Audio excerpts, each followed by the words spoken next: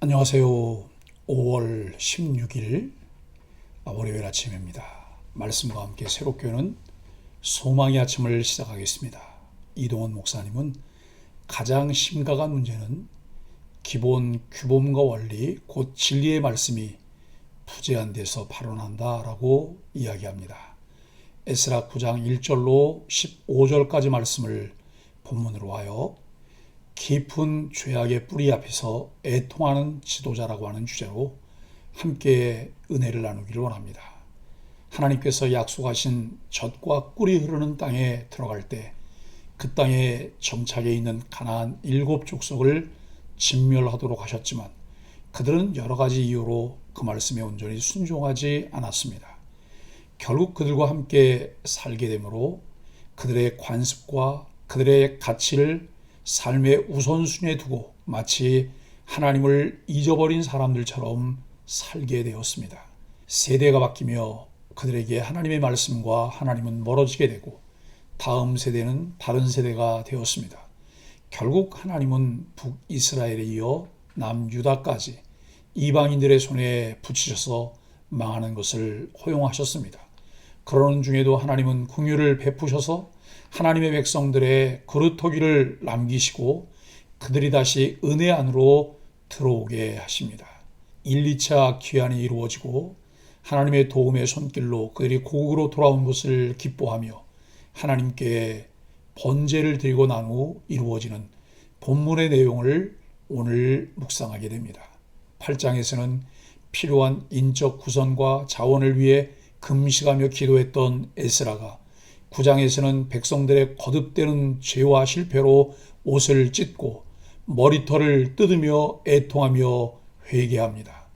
방백들이 에스라에게 이스라엘 백성이 이방인들의 딸과 결혼했다고 알립니다. 에스라는 옷을 찢고 머리털을 뜯으며 무릎을 꿇고 회개 기도를 드립니다. 죄로 인한 포로 생활 속에서 하나님이 자신들을 조금 회복시켜 성전을 세우게 하셨는데 자신들이 다시 계명을 저버렸다고 한탄합니다. 경건의 시작이 악으로부터 분리라면 경건의 완성은 하나님과의 연합입니다. 제사장과 귀족들의 가계도에서 이방인과의 결혼이 다수 발견된 것은 이스라엘이 분리와 연합에 실패했음을 증명합니다. 새로운 성전의 건축만큼 중요한 것은 새로운 영성의 건축입니다.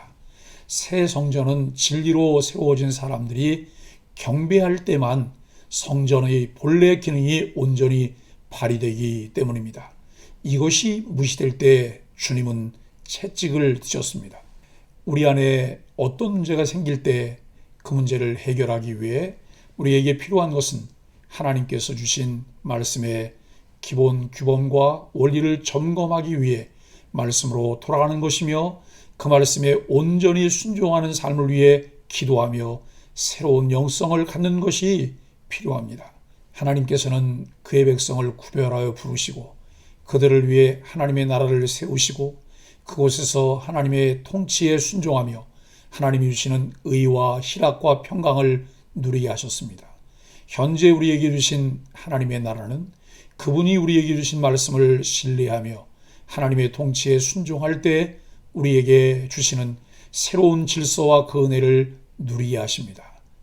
이미 세상의 가치를 더 중요하게 여기는 다른 세대가 된 것은 아닌지 하나님의 말씀들을 우리의 삶에 비추어오며 하나님께로 돌아가야 합니다. 1절로 4절은 이방인과 결혼입니다. 역사를 잊어버린 민족은 미래가 없습니다. 에스라는 제사장과 레위인과 백성이 이방인과 결혼했다는 소식을 듣습니다.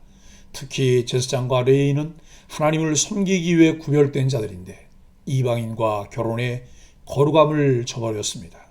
방백과 고관 즉 지도자들은 이방인과 결혼에 앞장섰습니다. 그들은 이방인과의 결혼을 통해 다른 민족과 관계를 원활하게 하고 경제적 이익과 안전을 얻으려는 지극히 인간적인 가치를 따랐습니다. 그들의 태도는 이방 왕 앞에서 신앙을 지킨 에스라와 대조가 됩니다. 이방인과 결혼은 결국 종교적 혼합주의를 가져와 하나님을 배신하는 죄로 이어집니다. 이에 에스라는 자신의 옷을 찢고 하나님 앞에 나아갑니다.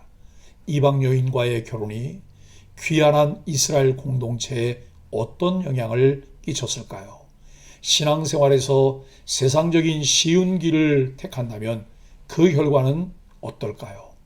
5절로 15절은 에스라의 회개 기도입니다. 에스라는 백성의 죄를 우리의 죄악으로 고백하며 기도합니다. 방백도 제사장도 백성도 부끄러운 줄 모르지만 에스라는 하나님께 낯이 뜨겁고 부끄러워 얼굴을 들 수 없다고 고백합니다. 그는 하나님께 죄를 용서해달라고 말할 염치도 없다고 말합니다. 이전에 이스라엘이 망한 이유가 이방인과 결혼하지 말라는 명령을 어기고 약속의 땅을 더럽혔기 때문에 결국 그 땅에서 쫓겨나 바벨론의 포로가 되었습니다. 그리고 지금 하나님의 은혜로 간신히 작은 공동체를 회복해가는 중인데 다시 선조들과 똑같은 죄를 지었으니 이제는 살아남기가 어렵다고 생각합니다. 에스라는 왜 하나님께 용서해달라는 말을 하지 못했을까요? 내가 하나님 앞에 염치가 없어서 감히 구하지 못하는 것이 있다면 무엇인가요? 에스라는 백성들의 죄가 얼마나 심각한지를 알고 있습니다. 하나님의 은혜 아니면 살아갈 수 없는 존재들인데 또다시 하나님의 말씀을 망각하고 자신들의 소견을 따라 보암직하고 먹음직한 것을 선택하여 결국 하나님을 떠나는 행위이기 때문입니다. 이 일로 에스라는 백성들에게서 나타나는 깊은 죄악의 뿌리를 보며 옷을 찢고 머리털을 뜯으며 무릎을 꿇고 애통하며 회개합니다. 이스라엘이 다시 살 수 있는 길은 하나님의 궁율밖에는 다른 길이 없습니다. 사랑하는 소망의 가족 여러분, 기본적인 삶은 우리들의 수고와 노력으로 이루어지지만 우리들의 삶의 근본적인 울타리는 하나님에 의해 세워지며 지켜진다는 것을 깨닫고 하나님께로 돌아가는 것이 신앙입니다. 그리스도인 청년들에게 저자 로저 다니엘은 하나님이 결혼 제도를 허락하셨지만 아무하거나 결혼할 자유를 주신 것은 아니라고 말합니다. 결혼에서 대부분의 구역이 그리스도인들에게 출입 금지 구역이고 하나님이 친히 큼지막한 표지판을 세우셔서 불신 결혼의 길로는 가지 말라고 하셨습니다. 저자는 이 땅에서 결혼만큼 강력한 결속과 매임은 없다고 말합니다. 성경은 믿지 않는 자와 몽예를 함께 매지 말라라고 이야기하는데 몽예를 함께 매는 것은 강제로 같이 일하는 것입니다.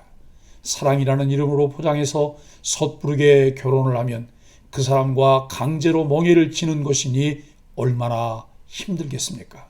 그럼에도 믿음과 상관없이 최고의 조건을 갖추고 있다면 얼마든지 결혼하겠다는 사람들이 있습니다. 그러면서 사랑의 하나님을 부르짖습니다.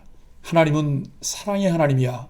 내가 행복하길 원하시고 내가 원하는 건 다 들어주신다고 불신 결혼을 하고 살아도 하나님은 나를 지켜주시고 축복해 주신다니까 라면서 자기 합리화를 하려고 합니다. 그러나 분명히 알아야 합니다. 육체 욕심을 따라 선택하는 불신 결혼에 대해서는 하나님이 승인하지 않으십니다. 하나님과 상관없는 선택을 한다면 하나님이 떠나시는 심판이 있습니다. 내 정욕을 채우는데 하나님의 은혜를 이용하는 것은 심각한 죄입니다. 자기의 소견대로 하나님 부재로 살았던 사사시대와 같은 모습을 되풀이하는 이들에게 조상의 땅으로 돌아와 성전을 지었다고 하나님 백성으로 회복되는 것이 아니었습니다. 중요한 것은 민족의 정신과 영혼이 변화되는 것입니다. 결국 말씀이 부재한 상태에서 하나님에 대한 바른 신앙을 기대할 수 없다는 사실을 깨닫게 됩니다. 우리가 하나님의 은혜를 받고 복을 누리기 위해서는 무엇보다 내면을 바르게 세워야만 합니다. 문제는 우리가 교회에서 직분을 얻거나 교회 건물을 세우거나 교회 조직을 정비하는 등 외적 요소를 통해 문제를 해결한 것처럼 착각한다는 데 있습니다. 말씀과 기도로 충만해지지 않고 주님이 원하시는 대로 행하지 않으면 하나님 앞에서는 더러운 자들에 불과합니다. 우리는 내면의 신앙부터 바로잡기 위해 깊은 죄악의 뿌리를 말씀을 통해 하나님 앞에 내놓으며 통회하는 영적 각성이 우리 소망의 공동체 안에서 일어나기를 예수 그리스도 이름으로 간절히 축복합니다. 함께 기도하겠습니다. 하나님, 백성이 저지른 죄 앞에서 선조의 뼈아픈 역사를 떠올리며 통회하는 에스라의 심정을 품기 원합니다. 지금 우리의 삶에서 내리는 결정이 미래에 평가받을 역사가 됨을 마음에 새기게 하여 주옵소서. 지난날에 받은 하나님의 은혜를 망각하지 않도록 오늘을 신실하게 살아내게 하여 주옵소서.